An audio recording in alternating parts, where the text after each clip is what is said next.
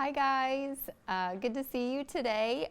We have a fun book today called Children Make Terrible Pets. How many of you guys have a pet at home that you just love? Yeah. Well, we're going to read this book. It's by Peter Brown and it's really, really cute.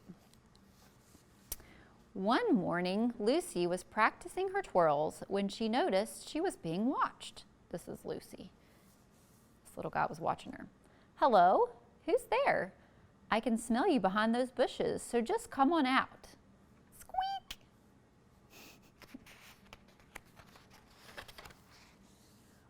When her secret admirer scurried into the open, Lucy could not believe her eyes.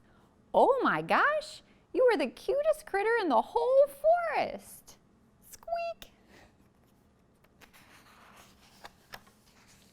So Lucy brought the critter home to show her mom. Mom, look what I found outside.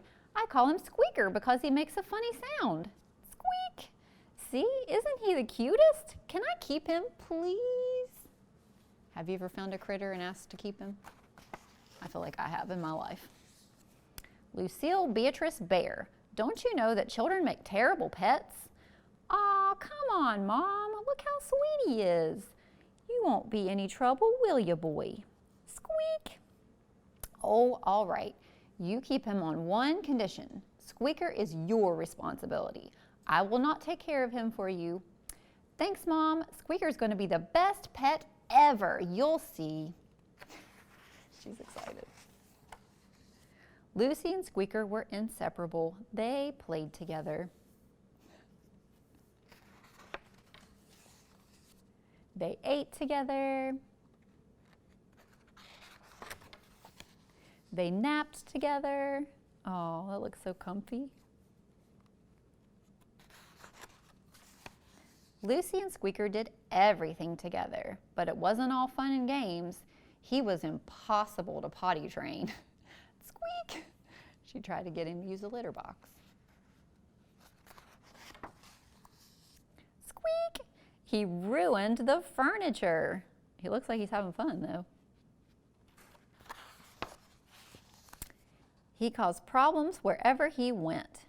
We don't throw food at tea parties, said Lucy. Squeak! And just when Lucy thought things couldn't get any worse, uh-oh, he's throwing a tantrum. Squeaker disappeared. Squeaker? Lucy checked the usual hiding spots, but her pet was nowhere to be found. Come here, boy. Squeaker?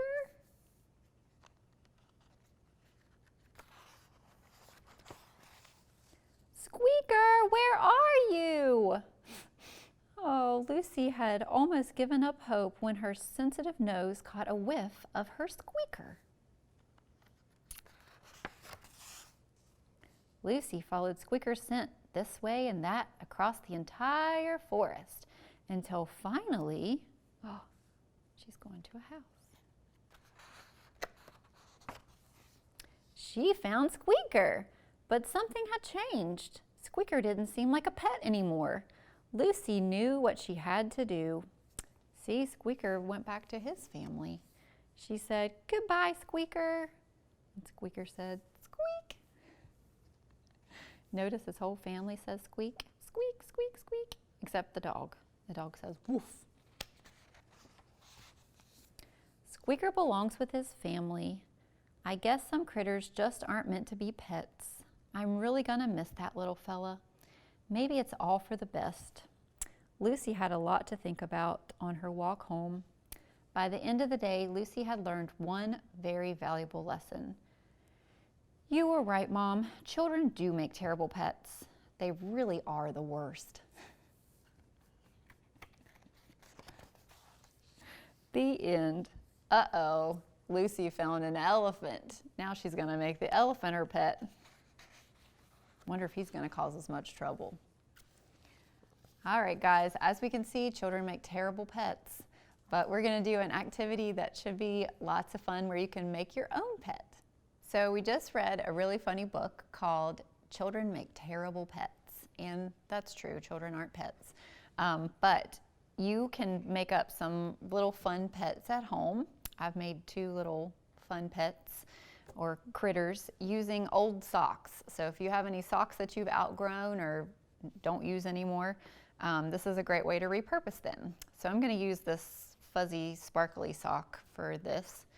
And what you do is you get a cup of rice or beans. I have a little mixture of rice and beans, or maybe pebbles from outside, and you just fill the sock.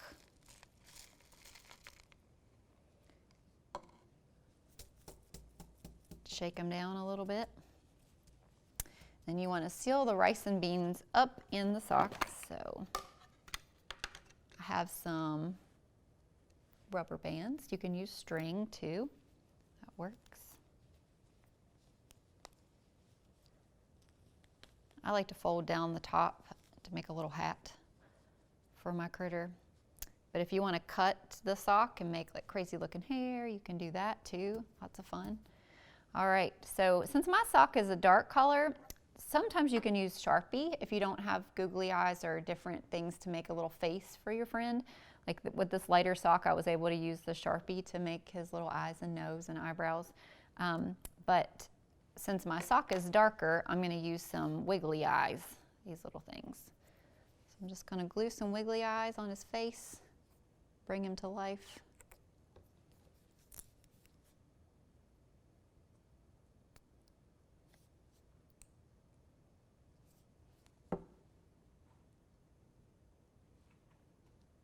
Do one there. And the cool thing about this, it's your pet, it's your creation, so you can give him 2 eyes, you can give him 3, 4, 5 eyes, whatever you like.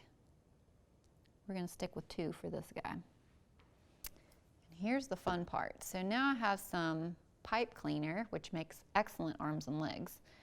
And the cool thing about socks is that they are woven, so you can poke things through them and they come out the other side. So I'm poking those little arms through. Easy as that. No gluing, no cutting. You can bend his little arms up, however.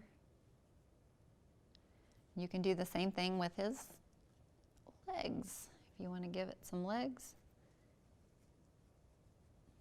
just poke it right through.